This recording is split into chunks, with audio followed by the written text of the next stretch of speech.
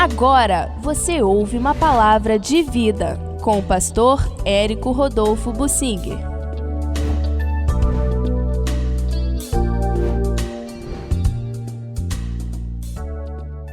A loucura de Jefté foi necessária para Deus poder disciplinar Israel. O livro de Juízes traz muitas histórias impressionantes, algumas duras, algumas quase inacreditáveis. Claro que a gente acredita porque está na Bíblia, mas são histórias assim impressionantes. Quando uma tribo inteira de Benjamim não permitiu que alguns jovens rapazes da sua tribo fossem disciplinados e, por causa disso, enfrentaram o restante do país numa guerra que, por fim, dizimou a tribo de Benjamim, quase acabou e matou também muitos dos outros israelitas.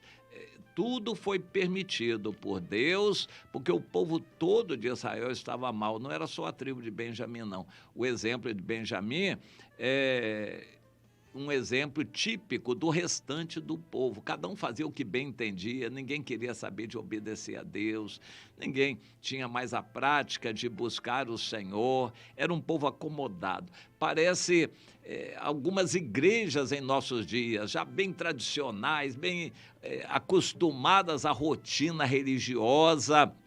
As pessoas não têm santificação nenhuma, não têm vida espiritual, não leem a Bíblia, e é um rame-rame de rotina tocado na igreja religiosamente, mecanicamente, sem significado espiritual, não muda a vida de ninguém. É uma situação muito ruim que acontece em algumas igrejas, exatamente como era na época dos juízes. Mas agora eu quero falar de uma história também muito dura. As tribos do outro lado do Rio Jordão que ficaram lá, Ruben, Gade e metade de Manassés, ficaram se isolando.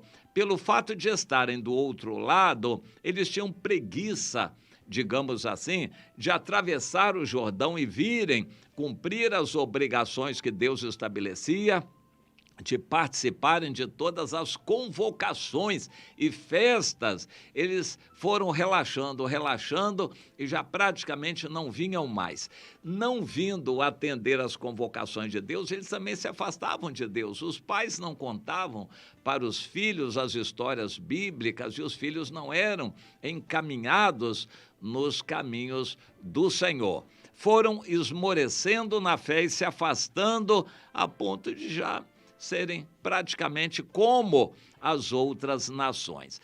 No livro de Juízes, Deus muitas vezes permitiu que inimigos se levantassem e assustassem o povo de Israel para que eles buscassem a Deus. Aqui está uma história, e o livro de Juízes, no capítulo 11, nos conta essa história do Jefté. O Jefté foi rejeitado pelos irmãos porque ele era filho de uma prostituta, um filho bastardo, e por causa disso ele foi expulso, tão somente por interesses, porque os outros irmãos, filhos legítimos, digamos assim, não queriam que o Jefté participasse da herança, expulsaram o Jefté. Ele saiu sem nada, correndo pela vida, pela sobrevivência. Ele acabou encontrando outras pessoas assim marginalizadas também da sociedade, se juntou com elas e, como não estava debaixo das leis, da moral da sociedade, ele se viu livre como um bandoleiro, como um terrorista, e se juntou com um bando. Logo o bando cresceu e eles eram um terror por onde passavam. Não tinham leis, eles faziam a sua própria lei, e ele ficou conhecido e famoso, talvez temido por aquela gente do seu próprio povo. Eles eram chamados de gileaditas, os que estavam em Gileade.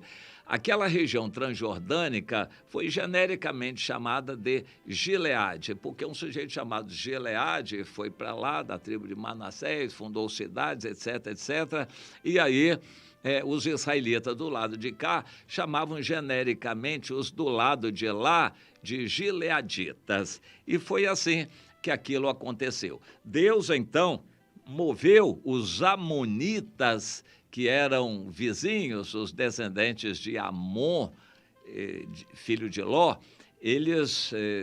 Deus moveu os amonitas e os amonitas se fortaleceram e resolveram atacar aqueles gileaditas. E, claro, os gileaditas ficaram com muito medo. Não estavam preparados para a guerra, não tinham experiência de guerra, não tinham pessoas com experiência para liderar na guerra e ficaram muito amedrontados, porque a ameaça era real. E dali a poucos dias eles estariam todos mortos diante dos amonitas. Não tinham força para resistir, mas fizeram o que puderam, reuniram os homens daquela região, só que eles não tinham experiência, não tinham armas, não tinham líder para liderá-los na guerra. E eles conversa para cá, conversa para lá, chegaram a uma conclusão. Alguém sugeriu o Jefité, tem que ser ele. Ele é forte, valente, experiente em lutas, ele que vai nos salvar. Nós precisamos de um salvador. Não se voltaram propriamente para o Senhor, mas eles queriam um salvador humano e viram no Jefité o próprio salvador. Foram mandar buscar o Jefité, se humilharam diante dele, prometeram tudo.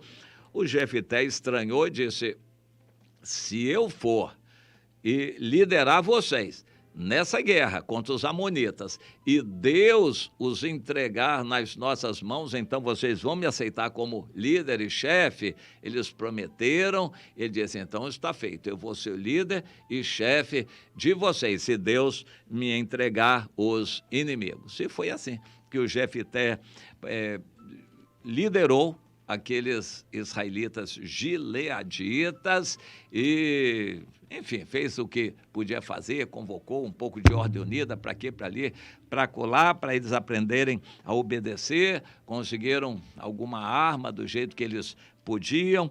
Naquela época, as lutas eram muito de infantaria, às vezes uma cavalaria, mas era tudo assim, individual. E numa luta individual, a pessoa luta até com um bordão, um pedaço de pau. Davi teve alguns lances assim, de discípulo seu vencer um gigante armado, e ele com um pedaço de pau, um cajado, um bordão, lutou e tomou a arma do gigante e com a própria arma do gigante matou. Era possível com uma foice, um machado, você ir para a guerra. Eram lutas manuais, individuais. E o Jefité preparou o povo, armou como podia e partiram para cima dos amonitas. Ele fez aquele voto desastroso de consagrar a Deus quem primeiro aparecesse na sua casa. Ele teve que depois matar a própria filha em holocausto, mas, por fim, a vitória foi alcançada. O Jefité foi ali coroado como líder daquele povo. Não havia rei na época. Ele era o juiz, o chefe, o líder daquele povo das tribos transjordânicas, os gileaditas.